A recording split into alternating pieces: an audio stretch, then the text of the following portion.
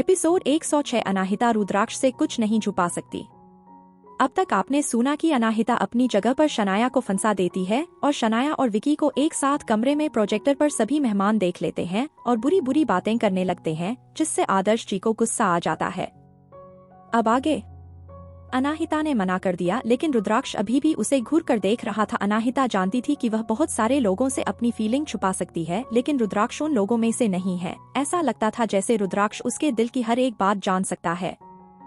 इसलिए उसने आखिर में हार मानकर कहा, ठीक है, तुमने मुझे पकड़ लिया। मैं बस सोच रही थी कि शनाया जैसी लड़की के पास भी एक फादर है जो उससे प्यार करते हैं। मैं ही सिर्फ अकेली हूँ, इसलिए मुझे थोड़ा उदास फील हो रहा था। कोई बड़ी बात नहीं है, मैं पहले से काफी बेटर फील कर रही हूँ।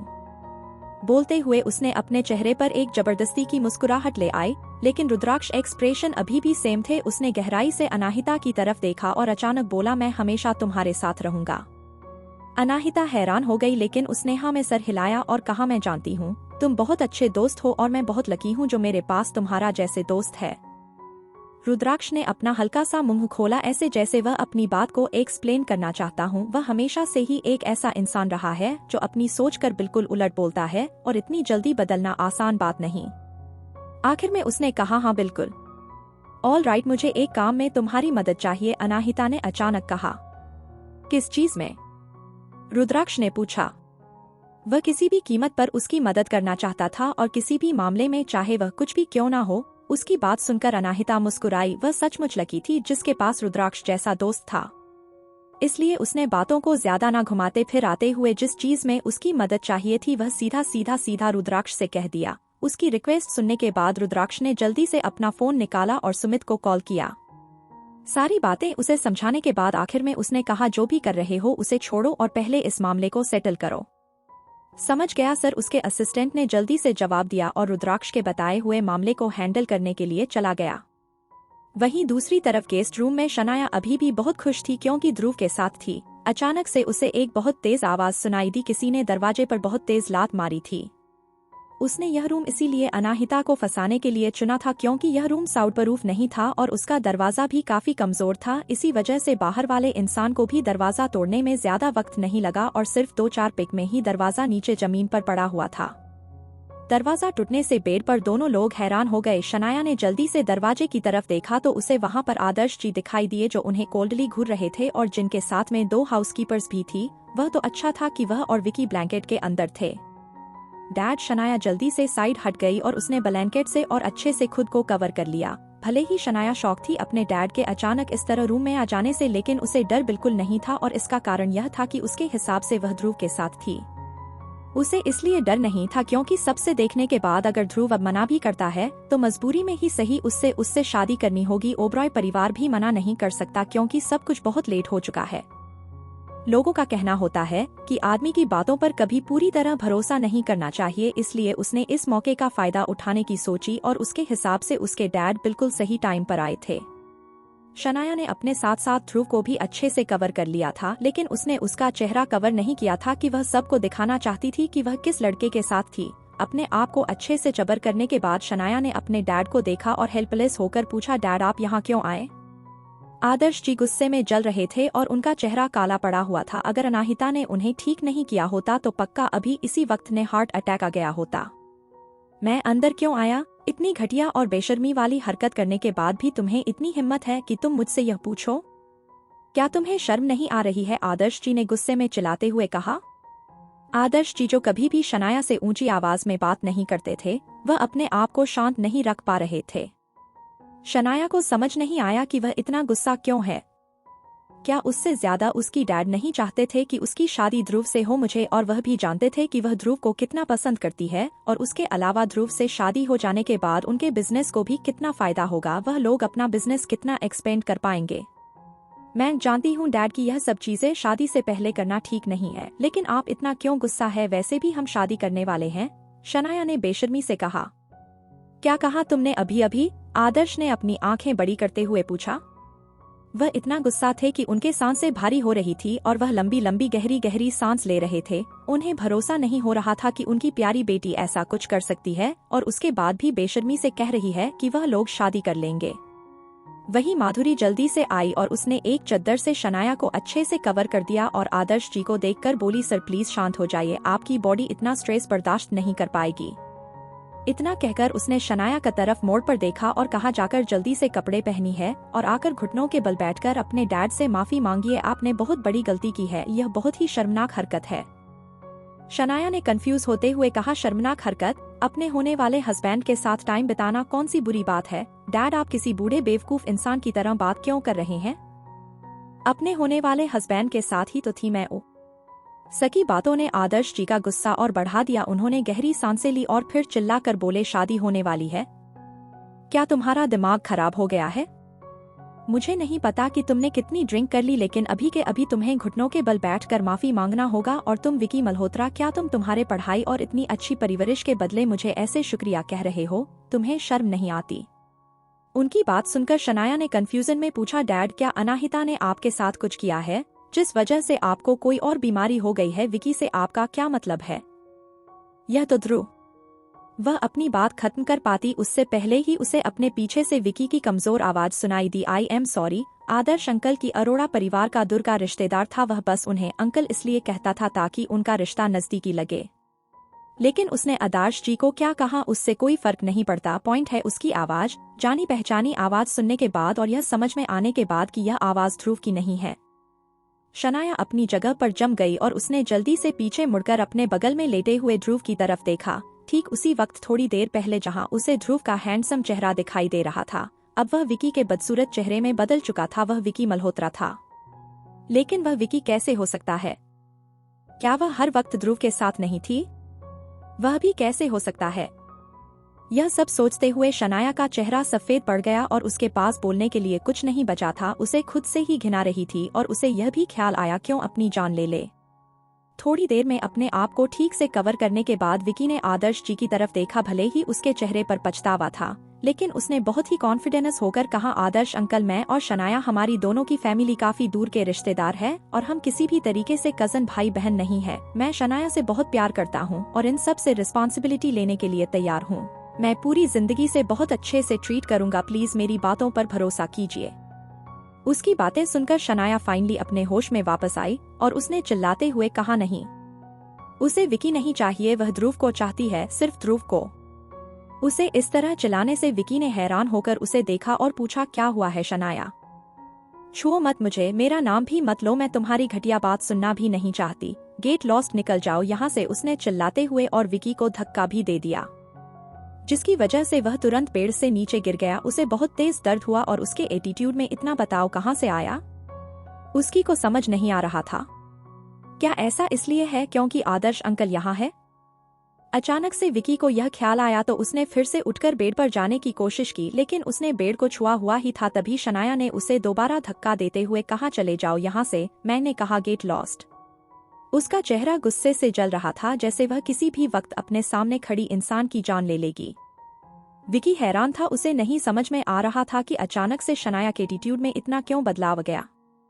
लेकिन उसने जल्दी से अपने सारे कपड़े उठाए और बाथरूम की तरफ भाग गया। वहीं दूसरी तरफ आदर्श जी को भी समझ नहीं आ रहा था कि उनकी बेटी के साथ क्या गलत है। थोड़ी देर पहले नीचे सारे मेहमानों ने देखा कि वह लोग ऊपर क्या कर रहे थे और साफ साफ यह सब शनाया की मर्जी से ही हो रहा था। वह उस लड़के को भगा रही है, किस तरह की बेटी को बड़ा किया है उन्होंने। भले ही आदर्श जी भी विकी को भगाना चाहते थे, लेकिन अब तक बहुत लेट हो चुकी थी। ऑलरेडी सबको इस बारे में पता चल चुका था और अगर वह विकी की जान ले ले, उसे मारे पीटे, उसे कोई फर्क नहीं पड़ने वाला था। लेकिन वह अभी भी मजबूर थे, क्योंकि शनाया उनकी इकलौती बेटी थी, इसलिए उससे किसी भी कीमत पर उन्हें प्रोटेक्ट करना होगा। अपने कपड़े पहनने के बाद विकी जब उस रूम से निकलने लगा तो आदर्श जी ने अपना हाथ आगे बढ़ाकर रोक लिया। विकी गिल्टी था, वह जानता था कि वह किसी भी तरह से आदर्श जी को इम्प्रेस नहीं कर सकता। नहीं उसके पास लुक्स है, ना ही काबिलियत और ना ही पैसा, ऊपर से वह उनका रिश्तेदार भी है जो उनके एहसानों के तले दबकर बढ़ा हुआ है। इसलिए जब आदर्श जी ने उसे रोका तो वह कंफ्यूज हो गया। उसने कन्फ्यूज होकर पूछा, आदर्श अंकल क्या बात है? आदर्श जी ने सख्त एक्सप्रेशन के साथ कहा, खा जा रहे हो? विकी ने हकलाते हुए कहा, शनाया ने मुझे जाने के लिए कहा। जितने भी लोग नीचे हैं सबको पता है कि तुम दोनों ने क्या किया है। क्या नीचे जाकर हमें और शर्मिंदा करने का ख्याल है? हाँ, आदर्श ने कोल्डली कहा। लेकिन उनकी बातों से ही शनाया और विकी दोनों शॉक हो गए। आगे कहानी में क्या होगा जानने के लिए सुनते रहिए mystery girl and a rude hero और कमेंट और लाइक जरूर कीजिए जिससे हमें प्रोत्साहन मिले। धन्यवाद। एपिसोड 107 शनाया और विकी की शादी। अब तक आपने सुना कि अनाहिता रुद्राक्ष से किसी बात पर मदद मांगती है तो रुद्राक्ष तुरंत उसका काम कर देता है। वहीं दूसरी तरफ आदर्श जी हाउसकीपर्स के साथ उस रूम में पहुंचते हैं जहां शनाया और विकी थे।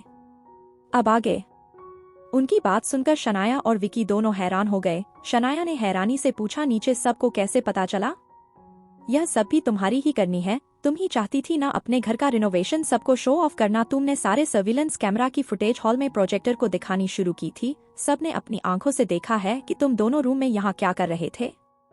नहीं, ऐसा नहीं हो सकता। शनाया बहुत तेज चिल्लाई। उसका दिमाग काम करना बंद कर चुका था और उसकी सांसें भारी होने लगी थी। उसे अपने मन में अपने आप को ही मारने के ख्याल आने लगे थे। अगर लोगों ने उसे ध्रुव के साथ देखा होता तो उसे इतना बुरा नहीं लगता, लेकिन सबने उसे विकी के साथ देखा, इस बदसूरत आदमी के साथ। नहीं, कुछ तो गलत हुआ है। शनाया को अचानक एहसास हुआ उसने तो सिर्फ आज एक ग्लास वाइन पी थी जिसकी वजह से उसे बिल्कुल नशा नहीं हुआ था, तो नशे के कारण तो उसे यह सब बिल्कुल नहीं हुआ। उसके साथ जो आदमी है वह विकी ना होकर ध्रुव है, जो बिल्कुल एक दूसरे से अलग दिखते हैं। तभी उसकी नजर दरवाजे के पास रखिए अरोमा डिफ्यूजर पर पड़ी। वह अभी भी चल रहा था और उसे देखकर शनाया को अपनी करनी याद आई। वह अरोमा डिफ्यूजर, शनाया 100% श्योर हो गई उस अरोमा डिफ्यूजर की वजह से ही यह सब हुआ है, वरना उसे कभी यह भ्रम नहीं होता कि उसके साथ वाला लड़का विकी ना होकर ध्रुव है। लेकिन विनोद ने तो कहा था कि इसका असर सिर्फ 15 मिनट के लिए रहेगा, तो फिर इतनी देर बाद आने के बावजूद उस ड्रग ने उसके ऊपर क्यों ऐसा दिखाया? ऐसा बिल्कुल नहीं हो सकता जब तक अनाहिता ने उसके साथ कुछ ना किया हो। लेकिन इस ख्याल को शनाया ने जल्दी से झटक दिया। वो ड्रग विनोद विदेश से लेकर आया था। भले ही अनाहिता कितनी भी अच्छी डॉक्टर क्यों ना हो, वह उस ड्रग के असर करने का टाइम नहीं बढ़ा सकती। पक्का विनोदी केयरलेस था, जिसकी वजह से वह शनाया को ठीक से इस ड्रग के बारे में बता नहीं पाया और उस ड्रग का असर हवा में ज्यादा देर तक रह गया और उस पर असर हो गया। सब सोचकर शनाया के पास बोलने के लिए कुछ नहीं बचा था और वह फ्रस्ट्रेट हो गई थी। उसने अनाहिता को फंसाने के लिए प्लान बनाया, लेकिन उसका प्लान उसी पर उल्टा पड़ गया। और सबसे बड़ी बात यह है कि वह किसी को यह भी नहीं बता सकती कि यह सब कैसे हुआ, वरना सबको पता चल जाएगा कि वह अनाहिता के साथ क्या करना चाहती थी। उसे समझ नहीं आ रहा था कि इन सब से कैसे बाहर निकलना है। यह सब होने के बाद ध्रुव पक्का उसे कभी नहीं अपना आएगा। वह इतनी बेचैन थी लेकिन फिर भी चुप थी। जब आदर्श जी ने अपनी बेटी का सफेद और हेल्पलेस चेहरा देखा तो उन्हें थोड़ी दया आ गई। वह उनकी बेटी थी, इकलौती बेटी जिसे वह मुसीबत में नहीं देख सकते थे। उन्हें एक ख्याल आया और उन्होंने अपने दांत पीसीते और बहुत ही मुश्किल से बोले, विकी, क्या तुम मुझे पक्का यकीन दिलाते हो कि तुम पूरी जिंदगी शनाया का ख्याल रखोगे? तुम उससे प्यार करोगे, उसका ध्यान रखोगे और उसे कोई तकलीफ नहीं होने दोगे? उसकी बात सुनते ही विकी हैरान हो गया, लेकिन उसने जल्दी से कहा, अंकल, मैं प्रॉमिस करता हूँ कि मैं पूरी जिंदगी से ऐसे प्यार करूंगा और उसका ध्यान भी रख लूंगा जब तक जिंदा हूँ तब तक। आदर्श जी ने एक गहरी सांस छोड़ी और बोले, ठीक है, मैं समझ गया। अचानक शनाया को कुछ समझ आया और उसने कांपते हुए पूछा, क्या समझ गए डैड? आप करने वाले हैं? शनाया को ऐसी फीलिंग आ रही थी कि कुछ जरूर बहुत बुरा होने वाला है। तुम्हें क्या लगता है कि मैं क्या कर रहा हूँ? आदर्श जी ने कोल्डली कहा, नीचे जितने भी लोग हैं उन्हें एक ठीक ठाक एक्सप्लेनेशन देना होगा तुम्हारी इस शर्मनाक हरकत के बारे में, वरना तुम्हें शहर में रहोगी कैसे और हमारी फैमिली फिर से सोसाइटी को फेस कैसे करोगी? शनाया ने हैरानी से कहा, तो आप क्या करने वाले हैं? तुम दोनों की शादी होने वाली है। आदर्श जी का यह फैसला सुनते ही विकी की आंखों में चमक आ गई, लेकिन दूसरी तरफ से शनाया इतनी गुस्से में थी कि उसे अपनी आंखों के आगे अंधेरा दिखाई देने लगा। लेकिन मैं इसे शादी नहीं करना चाहती, मैं इससे शादी करना चाहती हूँ। शनाया अपने आप में ही बड़बड़ाई और बेहोश हो गई। लेकिन बदकिस्मती से विकी ने उसकी सारी बातें सुन ली और उसका चेहरा पीला पड़ गया। शनाया, क्या तुमने नहीं कहा था कि तुम मुझे पसंद करती हो? लेकिन तब तक शनाया पूरी तरह होश खो चुकी थी, इसलिए उनकी को उसके सवाल का कोई जवाब नहीं मिला। अपनी बेटी को बेहोश होता देख आदर्श जी ने माधुरी से कहा, माधुरी, उसे कपड़े पहनाओ और डॉक्टर को बुलाकर उसका चेकअप करवाओ। फिर उन्होंने कोल्डली बोला, विकी, मेरे साथ आओ, नीचे चलो, सबको मुझे एक एक्सप्लेनेशन देना है। तुम्हें मेरे साथ सिर्फ खड़ा रहना है और एक भी शब्द नहीं कहना है। आदर्श जी को इस तरह देखकर विकी ने शनाया की बातों को लेकर जो चिंता थी उसे साइड हटाया और उनके साथ साथ नीचे चला गया। और कोई हैरानी की बात नहीं थी कि सारे मेहमान अभी भी हाल में जमा थे। उन सभी के हिसाब से यहाँ पर एक बहुत ही अच्छा शो चल रहा था जिसे वह बिल्कुल मिस नहीं करना चाहते थे। पूरा हॉल मेहमानों से भरा हुआ था और सब आपस में बातें कर रहे थे। आफ्टर ऑल घुशिप करना इंसानों का नेचर होता है और जैसे ही उन लोगों ने आदर्श जी को विकी के साथ नीचे आते हुए देखा, उन सब की एक्साइटमेंट और बढ़ गई। अब क्या होने वाला है? क्या मिस्टर अरोड़ा विकी को सबसे सामने सजा देंगे? देख कर तो नहीं लगता, बट मैं बहुत खुश हूँ कि मैं टाइम पर इस सब को देखने के लिए पहुँच गया। क्या मैं इकलौता ऐसा इंसान हूँ जिसको यह बात थोड़ी अजीब लग रही है? इस शनाया की बर्थडे पार्टी में ओबेरॉय परिवार से कोई नहीं आया। कोई फर्क नहीं पड़ता कि वह कितनी बिजी है, अपनी होने वाली बहू की बर्थडे पार्टी में थोड़ी देर के लिए तो आ ही सकते हैं। या फिर ऐसा भी हो सकता है कि ओबेरॉय परिवार को पहले से ही पता चल गया होगा कि शनाया किस्म की बेशरम और गिरी हुई लड़की है। अनाहिता साइड में खड़ी होकर चुपचाप सारे मेहमानों की बातें सुन रही थी। उसने पहले ही सोच लिया था कि यह सब होने के बाद आदर्श जी क्या करेंगे, लेकिन खुशकिस्मती से उसके पास एक बैकअप प्लान है। वह कोई महात्मा संत नहीं थी, इसीलिए शनाया जब उसकी इज्जत और रेपुटेशन खराब करना चाहती थी तो वह शनाया को इतनी आसानी से माफ नहीं करेगी। जो उससे प्यार करते हैं वह उनके लिए जान दे भी सकती है, लेकिन जो उससे नफरत करते हैं और उसे नुकसान पहुंचाने की कोशिश करते हैं वह उनकी जान ले लेगी। यह अनाहिता की सोच थी और इसीलिए वह किसी भी कीमत पर शनाया को इतनी आसानी से नहीं जाने वाली थी। लेकिन दिमाग में ख्याल चल रहा था कि रुद्राक्ष अभी थोड़ी देर पहले बाहर गया था, वह अभी तक आया क्यों नहीं? क्या उसे कोई प्रॉब्लम हो गई है? वहीं आदर्श जी सारे मेहमानों की नजरों के सामने अपने साथ विकी को लेकर स्टेज पर आए, लेकिन इस बार स्टेज पर जाते वक्त आदर्श जी अलग ही सोच रहे थे। पहली बार जब वह स्टेज पर आए थे तो वह बहुत खुश थे और अपनी बेटी का बर्थडे सेलिब्रेट कर रहे थे, लेकिन इस बार उन्हें अपनी इज्जत को बचाने के लिए एक झूठ बोलना था। आदर्श जी ने एक हाउसकीपर से माइक लिया और एक गहरी सांसें लिया। आदर्श जी जानते थे कि सारे मेहमान से फोन का मजाक उड़ाने के लिए या फिर एक अच्छा शो देखने के लिए यहाँ पर रुके हुए हैं। वह उन्हें इसी वक्त धक्के मार कर निकाल देना चाहते थे, लेकिन वह ऐसा कर नहीं सकते। अगर उन्होंने ऐसा किया तो अरोड़ा परिवार हमेशा के लिए दाग लग जाएगा और उसके अलावा कई ऐसे लोगों को ऑफेंड कर देंगे जिनके बाद उन्हें फ्यूचर में काफी मुश्किलें आएंगी और उसके अलावा पूरे सोसाइटी में यह बात फैल जाएगी कि शनाया एक घटिया कैरेक्टर की लड़की है। इसीलिए इस वक्त आदर्श जी एक ठीक ठाक एक्सप्लेनेशन देने के अलावा कुछ नहीं कर सकते थे। अपने चेहरे पर एक जबरदस्ती की मुस्कुराहट लाकर उन्होंने विकी के बगल में खड़े होते हुए कहा, सॉरी एवरीवन, आज जो कुछ हुआ वह ठीक नहीं था और मैं उसके लिए सबसे माफी मांगता हूँ। मैं आप सबके लिए एक अच्छा गिफ्ट प्रिपेयर करूंगा ताकि आप उसे घर ले जाए और उसके अलावा मैं और 2 अनाउंसमेंट करने वाला हूँ। सारे मेहमान क्यूरोसिटी से उनकी तरफ देख रहे थे, लेकिन कोई फर्क नहीं पड़ता कि आदर्श जी क्या कहने वाले थे। वह यह सच्चाई नहीं छुपा सकते थे कि सगाई हो जाने के बावजूद भी शनाया किसी और लड़के के साथ कमरे में थी और इस बात को एक्सप्लेन करने का कोई और रास्ता नहीं था। थोड़ी देर की चुप्पी के बाद आदर्श जी ने कहा, सच यह है कि इनमें से एक अनाउंसमेंट में पार्टी की शुरुआत में ही करने वाला था, लेकिन सब आप लोग जानते हैं कि बीमार होने की वजह से मैं बेहोश हो गया और इस बारे में भूल गया, इसलिए अब मुझे लगता है कि इसे अनाउंस करने के लिए अच्छा टाइम है। सब लोग और एक्साइटेड होकर आदर्श जी की तरफ देखने लगे। सच्चाई तो यह है कि शनाया ने कुछ दिनों पहले ही ओबेरॉय परिवार के साथ अपनी सगाई तोड़ दी थी। यह शॉकिंग न्यूज सुनते ही पूरे हॉल में फिर से एक बार बातें होने लगी। तो अरोड़ा परिवार ने ओबेरॉय प्यार के साथ एंगेजमेंट छोड़ दी थी, इसीलिए इतना सब कुछ इंटरनेट पर होने के बावजूद भी ओबेरॉय परिवार ने किसी ने रिस्पॉन्स नहीं किया। एग्जैक्टली, लेकिन शनाया ने ध्रुव जैसे लड़के को छोड़कर विकी मल्होत्रा जैसे इंसान को कैसे चुना? तभी किसी ने चिल्लाते हुए कहा, भले ही एंगेजमेंट टूट गई थी, लेकिन इस तरह शनाया का विकी के साथ इन्वॉल्व होना गलत नहीं है। आदर्श जी जानते थे कि यह सवाल आने वाला है, इसलिए उन्होंने शांति से जवाब दिया, यही वह बात थी जिसे मैं अनाउंस करने वाला था। शनाया की सगाई ऑलरेडी विकी से हो गई है।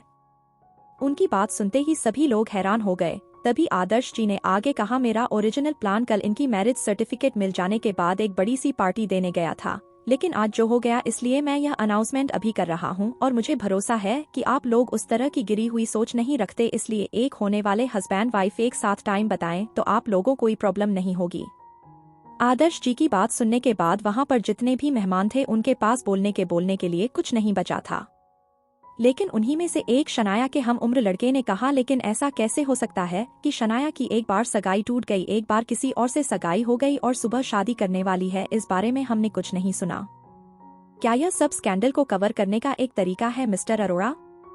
हाँ, वह बिल्कुल ठीक कह रहा है, मैंने भी सुना है कि शनाया और विकी कजन्स है। उसकी बात सुनकर आदर्श ने नकली हंसी हंसते हुए कहा, विकी का अरोड़ा परिवार से काफी दूर का रिश्ता है और इसीलिए मजाक में शनाया उसे कजन कह देती है। एक पिता होने के नाते क्या आपको लगता है कि अगर वह लोग सचमुच कजन भाई बहन होते तो मैं उन्हें किसी रिश्ते में बंधने देता? उनका एक्सप्लेनेशन सुनकर सभी लोग चुप हो गए हैं। कुछ लोग कुछ बोलना भी चाहते थे लेकिन उन्होंने भी चुप रहने का फैसला किया। आगे कहानी में क्या होगा जानने के लिए सुनते रहिए mystery girl and a rude hero और कमेंट और लाइक जरूर कीजिए जिससे हमें प्रोत्साहन मिले। धन्यवाद।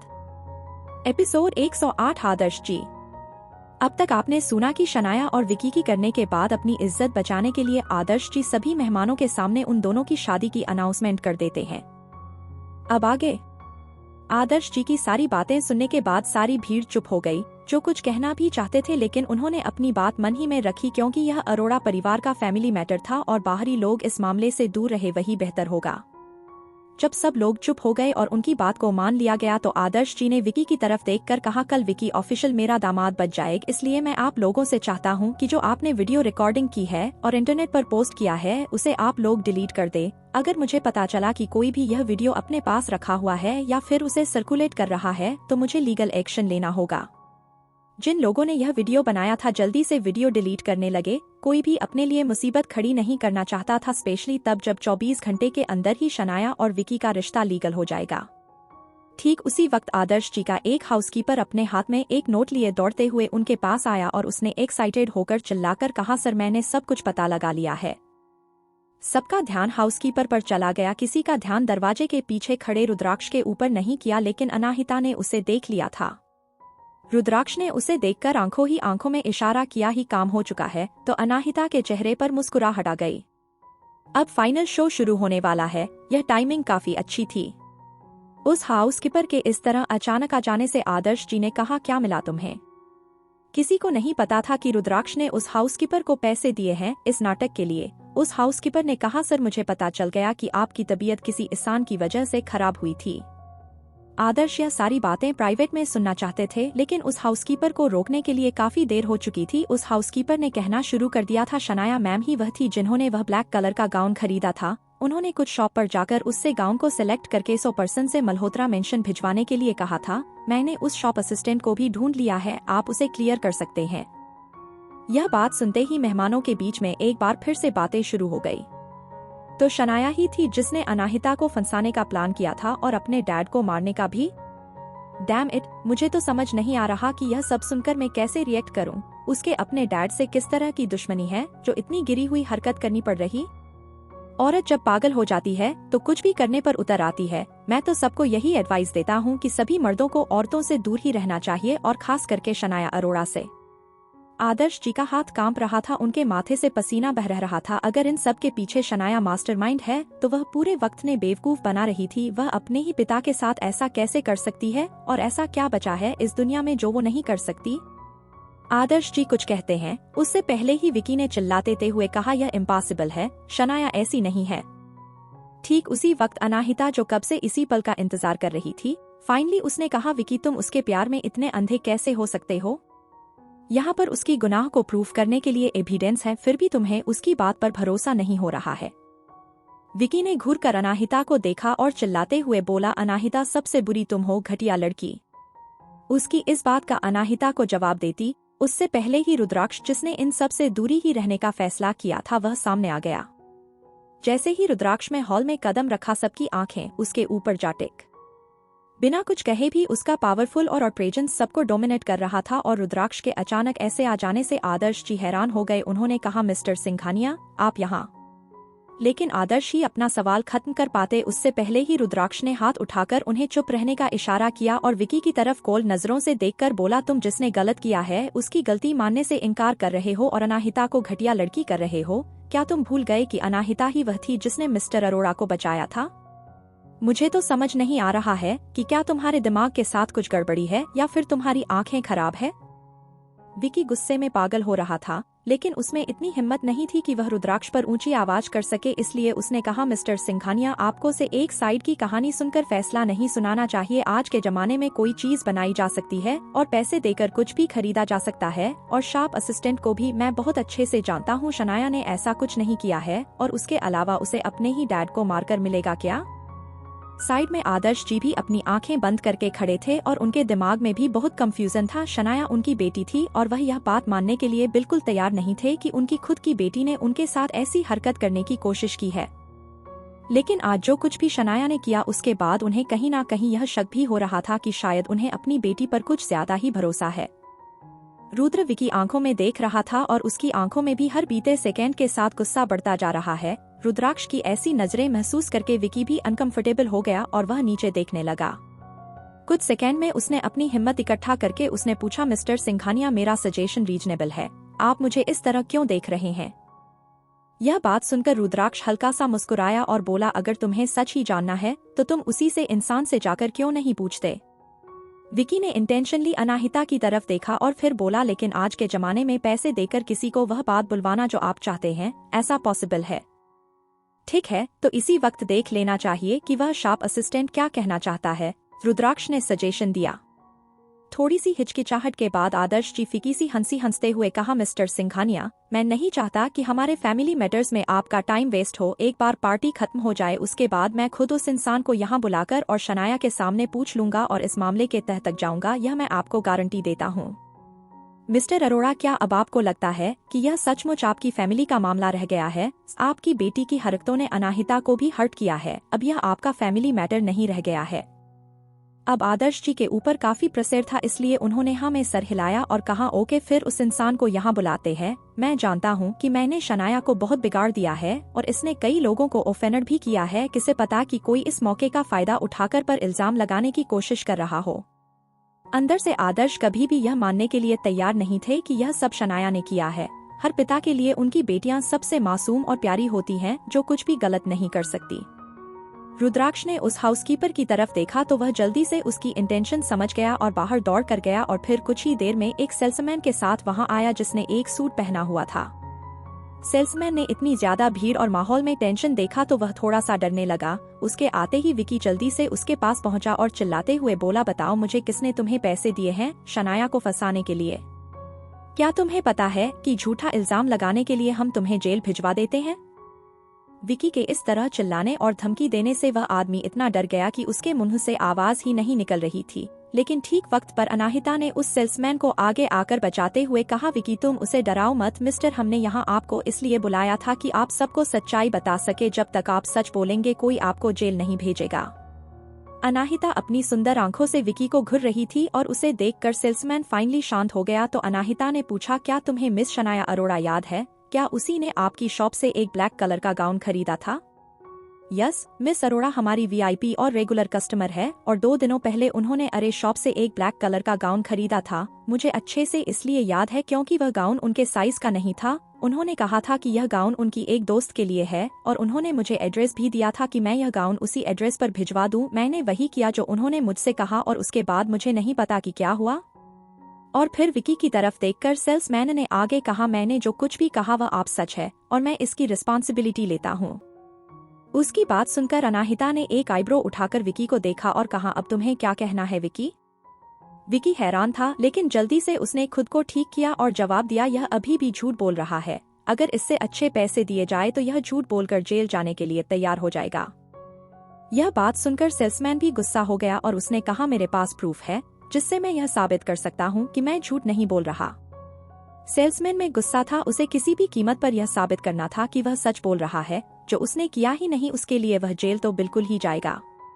उस सेल्समैन ने हाउसकीपर के पास जाकर उससे स्लिप पेपर ली और बोला, इस रिसिप्ट पर खरीदने वाले के क्रेडिट कार्ड डिटेल्स है और नाम भी, ना सिर्फ आपको इस पर उनका नाम बल्कि उनका सिग्नेचर और उनकी डिटेल्स भी मिल जाएंगे।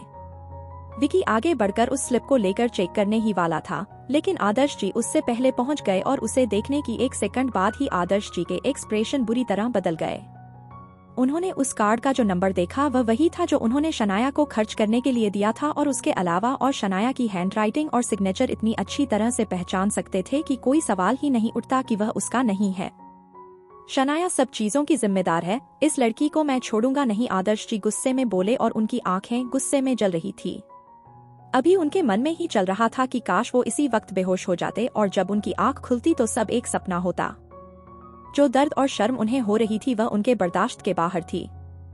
आदर्श जी का रिएक्शन देखकर ही पूरी भीड़ समझ गई कि वह सेल्समैन झूठ नहीं बोल रहा था। शनाया ने ही वह गाउन अनाहिता को फंसाने के लिए खरीदा था, जिसकी वजह से लगभग उसके डैड की मौत होने वाली थी।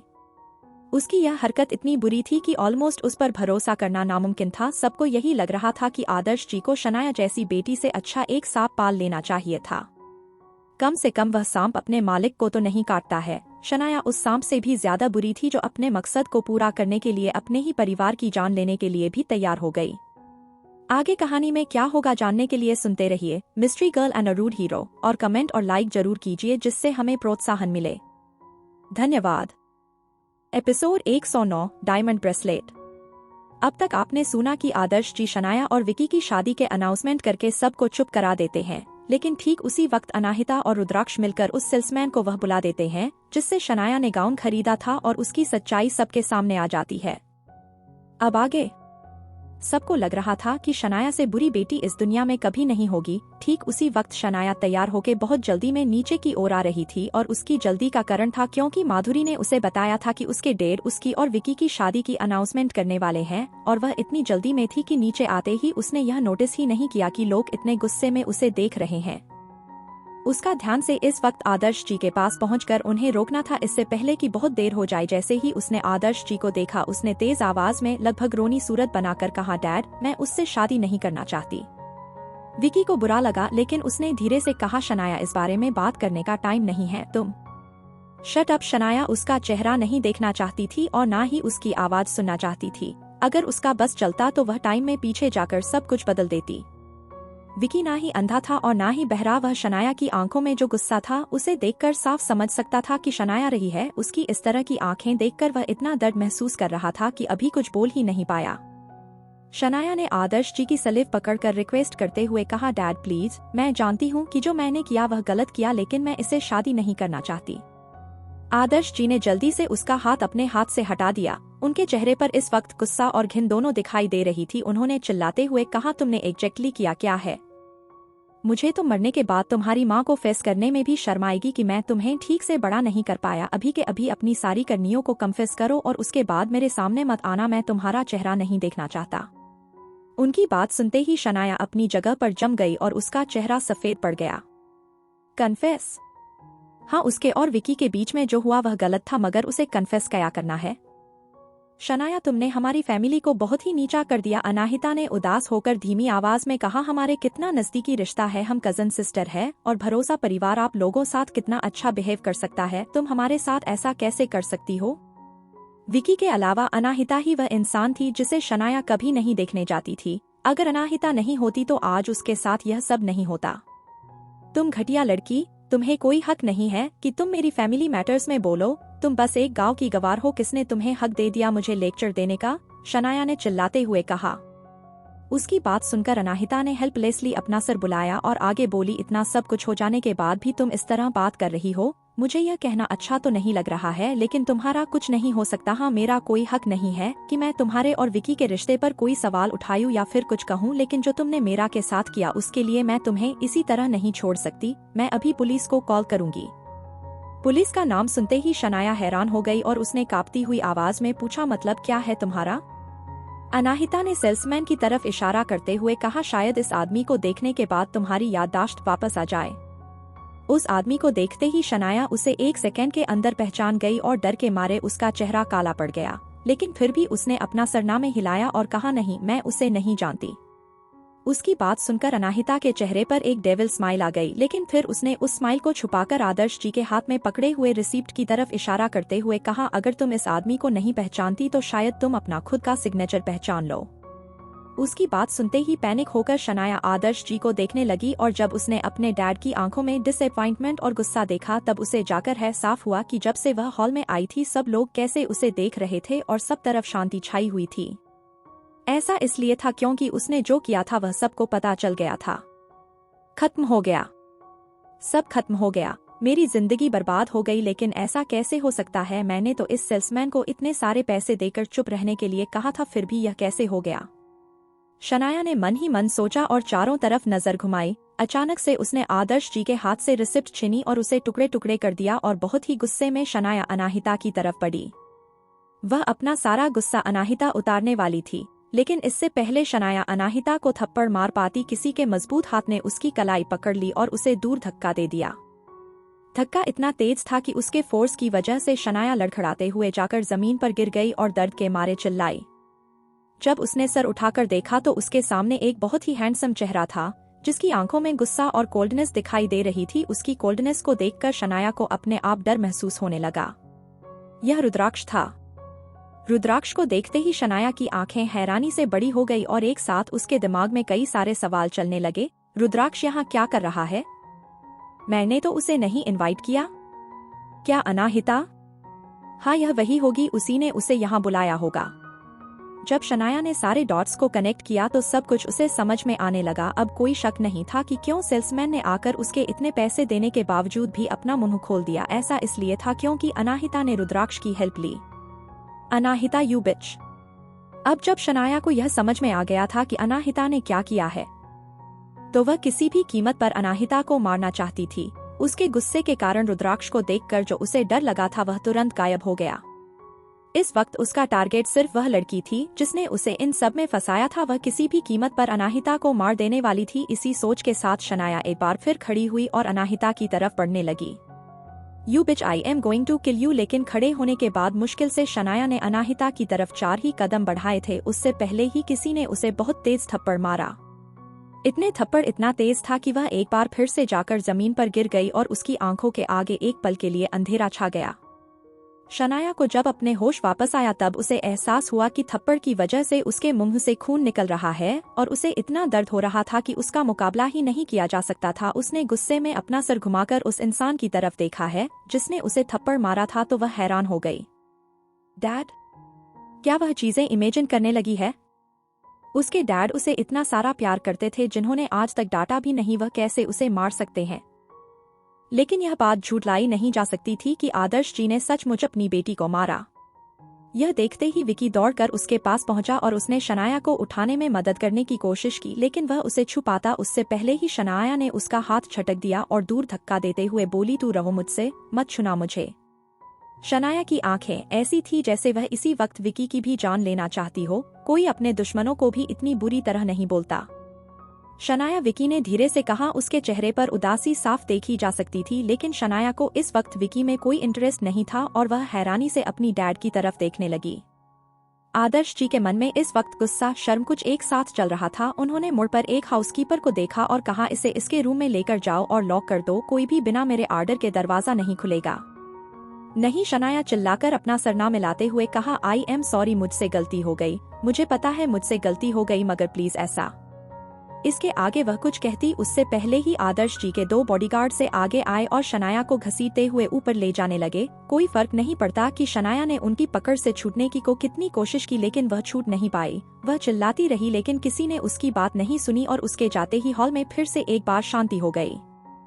अब वहाँ पर रुकने का किसी का कोई इरादा नहीं था। कुछ लोग तो बिना बताए चले गए और कुछ लोग आदर्श जी के पास उन्हें सांत्वना देकर जाने लगे। भले आदर्श जी ने कितनी भी कोशिश की हो, लेकिन मेहमानों को जाता वह देखकर उनके चेहरे पर मुस्कुराहट नहीं आई। सारे मेहमानों को हाउसकीपर बाहर लेकर चले गए। अब जब इतना सब कुछ हो ही गया था तो अनाहिता को भी यहाँ रुकने का कोई इरादा नहीं था, इसलिए उसने आदर्श जी के पास जाकर कहा, अंकल मैं जा रही हूँ, मुझे उम्मीद है कि आप ज्यादा उदास नहीं होंगे। शनाया अभी छोटी है, इसलिए उससे गलती हो गई। अगर आप उसे ठीक से समझाएंगे तो मुझे पक्का यकीन है कि वह ठीक हो जाएगी। और जहाँ तक रही बात मेरे परिवार की, तो मैं आपको यकीन दिलाती हूँ कि उससे शनाया को कोई प्रॉब्लम नहीं होगी। आदर्श जी ने अपनी उदास और नम आंखों से अनाहिता को देखा और माफी मांगते हुए बोले, आई एम सॉरी, जब शनाया की मोम की डेथ हो गई तो मैंने दोबारा शादी करने के बारे में नहीं सोचा, क्योंकि मुझे डर था कि शनाया को यह सब पसंद नहीं आएगा। मैंने उसे अपने प्यार से बिगाड़ दिया है। अब देखो मेरे प्यार का नतीजा क्या हुआ। मैं कल तुम्हारे घर आऊंगा माफी मांगने के लिए, लेकिन आज रात के लिए प्लीज मेरी बिहार पर हिमेश और मायरा से माफी मांग लेना। इतना कहकर आदर्श जी ने हाउसकीपर को अनाहिता को गिफ्ट देने के लिए इशारा किया, लेकिन अनाहिता ने मना करते हुए कहा, इसकी कोई जरूरत नहीं है। जो कुछ भी हुआ उसमें कहीं ना कहीं अनाहिता का हाथ था। भले ही उसे इस बात का कोई रिग्रेट नहीं था, लेकिन वह आदर्श जी का गिफ्ट नहीं दे सकती थी। लेकिन आदर्श जी ने कहा, तुमने मेरी जान बचाई है, अगर तुम यह नहीं लोगी तो मुझे बुरा लगेगा। आदर्श जी की यह बात सुनने के बाद अनाहिता के पास कोई और रास्ता नहीं था, इसलिए उसने एक प्यारी सी मुस्कुराहट के साथ गिफ्ट एक्सेप्ट कर लिया। घर जाते वक्त क्यूरोसिटी के चलते रुद्राक्ष की कार में ही अनाहिता ने वह गिफ्ट बॉक्स ओपन किया तो उसमें एक बहुत सुंदर सा डायमंड ब्रेसलेट था। जब रुद्राक्ष ने उसे देखा तो वह तुरंत पहचान गया और उसने कहा, यह ब्रेसलेट रॉयल फैमिली से बिलोंग करता है। मैंने सुना था मिस्टर अरोड़ा ने यह एक ऑक्शन में 2 करोड़ में खरीदा था। मैंने उम्मीद नहीं की थी कि वह इतनी आसानी से किसी को दे दे। ब्रेसलेट को देखते हुए अनाहिता ने एक गहरी सांस छोड़ी और पूछा, रुद्राक्ष क्या तुम्हें लगता है कि आज मैंने कुछ ज्यादा ही कर दिया? आगे कहानी में क्या होगा जानने के लिए सुनते रहिए mystery girl and a rude hero और कमेंट और लाइक जरूर कीजिए जिससे हमें प्रोत्साहन मिले। धन्यवाद। एपिसोड 110 अनीता वापसने वाली है। अब तक आपने सुना कि जैसे ही आदर्श जी विकी और शनाया की शादी के अनाउंसमेंट करते हैं वैसे ही सेल्समैन आकर सारी बातें सबको बता देता है कि शनाया ने वह ब्लैक गाउन अनाहिता को फंसाने के लिए खरीदा था। अब आगे अनाहिता का सवाल सुनकर रुद्राक्ष ने उसकी तरफ क्यूरियसली देखा और बोला, तुम्हें कैसे सोच सकती हो? आज जो कुछ भी हुआ उस सब की रिस्पॉन्सिबल खुद है। उसे किए की सजा मिल रही है। अगर तुम इतनी स्मार्ट नहीं होती और उसकी चाल के बारे में तुम्हें पहले से पता नहीं चल गया होता तो उसकी जगह पर आज तुम होती और वह सब तुम्हारे साथ हो रहा होता। अनाहिता खुद को रोक नहीं पाई और उसने हंसते हुए कहा, रुद्राक्ष अचानक से मुझे ऐसा फीलिंग आ रही है कि तुम मुझे काफी अच्छी तरीके से जाने लगे हो। रुद्राक्ष ने मुंह बनाते हुए कहा, मुझे भी यही लगता है। मैं जितना तुम्हें अच्छी तरह से जाने लगा हूँ उतना ही तुम मेरे समझ के बाहर होती जा रही हो। हंसते हुए अनाहिता ने जवाब दिया, आज जो कुछ भी होगा उसके लिए इकलौती शनाया जिम्मेदार नहीं है। रुद्राक्ष ने अपनी एक आईब्रो उठाते हुए कहा, और कौन इसमें इन्वॉल्व है? मुझे अनीता और उसका लवर इन्वॉल्व है ऐसा लगता है, अनाहिता ने जवाब दिया। उसकी बात सुनकर रुद्राक्ष हैरान हुआ, लेकिन उसने जल्दी ही यह बात मान ली कि अनीता का कोई लवर हो सकता है। उसने तो अपनी बहन को धोखा दिया और जीजा के साथ मिलकर चीट किया, इसलिए अगर उसका कोई लवर है तो रुद्राक्ष के लिए यह कोई हैरानी की बात नहीं थी। रुद्राक्ष ने डार्क एक्सप्रेशन के साथ कहा, आश्रम में होते हुए भी उसका एक लवर है जो उसके लिए यहाँ काम कर रहा है। यह काफी हैरानी की बात है। नाम क्या है उसका? मुझे उसकी डिटेल्स बताओ, मैं उसे संभालता हूँ। अनाहिता ने ना में सर हिलाया और कहा, कोई जरूरत नहीं है, उसको सबक सिखाने का काम हमारा नहीं है। वह हिमेश मल्होत्रा खुद कर लेगा। बस किसी तरह यह एक बात हिमेश मल्होत्रा तक पहुंच जानी चाहिए, उसके बाद हैरानी और गुस्सा देखने लायक होगा।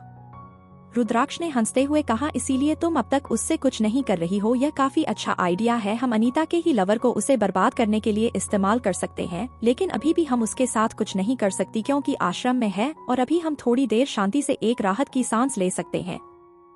नो, अनाहिता ने एक बार देखते हुए जवाब दिया, मुझे फीलिंग आ रही है कि अनीता जल्दी ही लौटने वाली है। रुद्राक्ष ने सामने देखते हुए कहा, जब अनीता ऑलरेडी वहां चल गई है तो मुझे नहीं लगता कि हिमेश मल्होत्रा थोड़े टाइम तक उसके बारे में सोचेगा या फिर उसे वापस लेकर आएगा।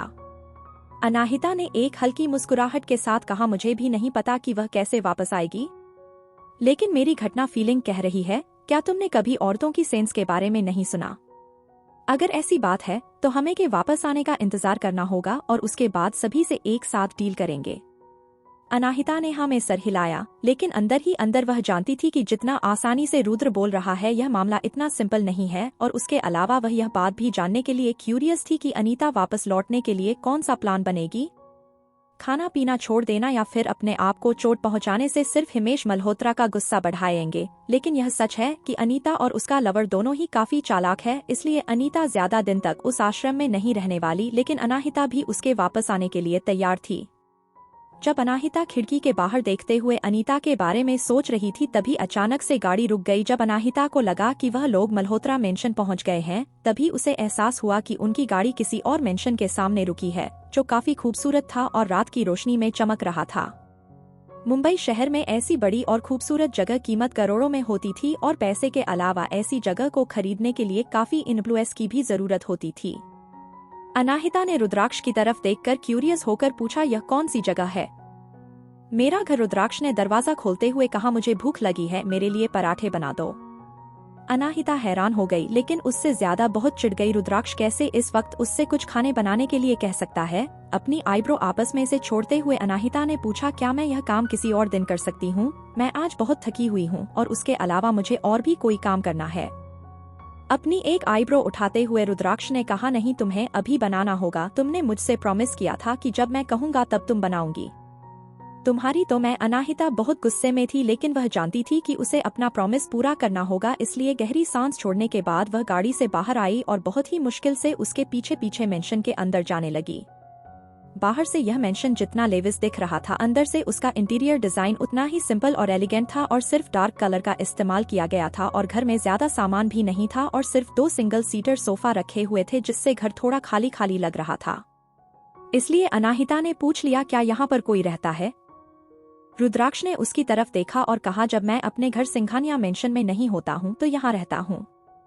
अनाहिता शॉक हो गई, इतने खाली मेंशन में कैसे रह सकता है?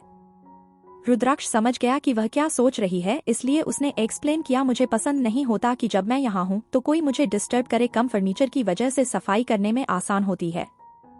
रुद्राक्ष की बातों का यह मतलब था कि यहाँ पर साफ सफाई के लिए किस नौकर को भी नहीं रखा जाता। तभी रुद्राक्ष ने आगे कहा, संभव ध्रुव और राघव के अलावा तुम पहली ऐसी इंसान हो जो यहाँ आई हो। अनाहिता ने कहा, लगता है तुम्हें अकेला रहना बहुत पसंद है। वह सब छोड़ो, रुद्राक्ष किचन तरफ इशारा करते हुए कहा, जो तुम्हें चाहिए वह सारा सामान वहाँ पर है। उसकी बात सुनकर अनाहिता को याद आया कि वह यहाँ घूमने नहीं आई है, इसलिए उसने गहरी सांस छोड़ी और किचन की तरफ बढ़ गई। जब उसने फ्रिज खोला तो वह हैरान हो गई, उसके अंदर से 2 अंडे रखे हुए थे। वह अंडे के पराठे कैसे बनाएगी? क्या रुद्राक्ष पागल हो गया है या फिर वह मुझे कुछ ज्यादा ही ओवर एस्टिमेट कर रहा है? वह खाना बनाना जानती है, मगर वह हवा से खाना नहीं बना सकती। वह जब रुद्राक्ष से पूछने वाली थी कि वह खाना कैसे बनाए, तभी रुद्राक्ष ने कहा, सामान फ्रीजर में रखा हुआ है। जैसे ही अनाहिता ने फ्रीजर खोला, उसमें 2 पैकेट फ्रोजन पराठे थे, जिन्हें निकालकर गर्म करके खाना होता था और उसके अलावा उस फ्रीजर में कुछ नहीं था। क्या वह यहाँ उसे यह बनाने के लिए लाया है? क्या इतनी सिंपल चीज को खुद नहीं कर सकता? रुद्राक्ष ने उसके पीछे खड़े होकर एक्सप्लेन करते हुए कहा, यह पराठे वह नया प्रोडक्ट है जो हमने लॉन्च किया है, तुम उन्हें गर्म कर दोगी, उसके बाद हम इसे ट्राई करेंगे। अगर उनका टेस्ट सही हुआ तो हम इसे मार्केट में भेजेंगे। अनाहिता ने पीछे मुड़कर देखा, जहां पता नहीं कब रुद्राक्ष आकर खड़ा हो गया था और पूछा, क्या तुमने बस मुझे यहाँ यह पराठे टेस्ट करने के लिए बुलाया है? आफ्टर कोई भी यह कर सकता था, गर्म ही तो करना था, स्पेशली उसे आने की यहाँ जरूरत नहीं थी।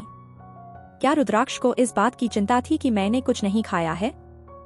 सच भी यही था कि अनाहिता ने सुबह से कुछ नहीं खाया था और भूख के मारे उसका पेट दर्द कर रहा था, लेकिन अगले ही सेकंड उसके यह सारे ख्याल खत्म हो गए जब रुद्राक्ष ने जवाब दिया, ज्यादा मत सोचो, तुम अच्छी कुक हो, इसलिए मैं बस एक ऑनेस्ट ओपिनियन चाहता था। अनाहिता को खुद की सोच पर ही गुस्सा आया। वह उसके लिए परेशान कैसे हो सकता है, और अगर वह परेशान होगा भी तो सिर्फ एक दोस्त के नाते। वह क्या सोच रही है? तभी रुद्राक्ष ने कहा, क्या सोच रही हो? बनाकर लाओ, मुझे भूख लगी है और खाने के बाद मुझे एक अच्छा सा जवाब चाहिए। अगर तुम ठीक ठाक जवाब नहीं देती हो तो मैं आज रात तुम्हें जाने नहीं दूंगा। अपने दांत पीसते हुए अनाहिता ने उसको घुरा और कहा, तुम्हारे इस एटीट्यूड की वजह से सिंगल ही मरोगे, कोई गर्लफ्रेंड नहीं होगी तुम्हारी। रुद्राक्ष ने हंसते हुए कहा, किसको चाहिए गर्लफ्रेंड? टाइम वेस्ट करना बंद करो और गर्म करके बाहर लेकर आओ, मैं इंतजार कर रहा हूँ। इतना कहकर उसने प्लेट और गिलास लेकर बाहर चला गया, ऐसे जैसे अनाहिता उसकी हाउसकीपर है।